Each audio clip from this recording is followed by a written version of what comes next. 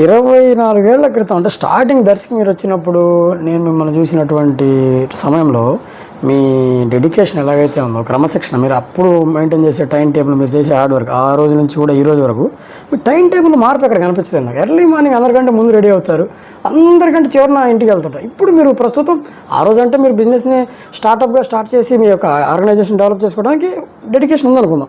ఇప్పుడు మీరు ఒక మంచి పొజిషన్లో ఉన్నారు, దాదాపు 300+ ఎంప్లాయీస్ ఉన్నారు, మీరు చైర్మన్ అండ్ ఫౌండర్, మంచి స్థాయికి వెళ్ళారు, ఇంటి దగ్గర కూర్చొని ఆపరేట్ చేయొచ్చు. ఇప్పటికి కూడా స్టిల్ మీరు అదే డెడికేషన్ అదే క్రమశిక్షణ ఎలా సాధ్యమైందంటారు ఇది మీకు ఈ తత్వం? ఏదైనా ఒక పని మనము డైలీ మానిటర్ చేస్తేనే సక్సెస్ ఉంటుంది.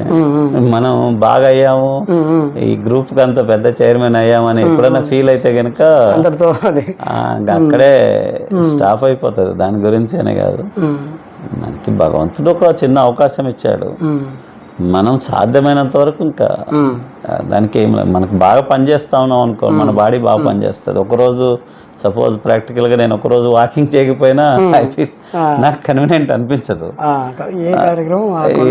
అది. అందుకని మనము మన బాడీకి ఎంత అయితే మంచి ఎక్సర్సైజ్ ఇస్తామో అది మనకు మంచి సపోర్ట్ చేస్తుంది. సో హ్యాపీగా రిలాక్స్గా ఉంటుంది. నాకు ఇది ఒక ప్యాషన్, అంటే ఇది ఇంట్రెస్ట్, అంతే. ఇది చేస్తే బాగుంటుంది, చేస్తా ఉన్నా అంతే.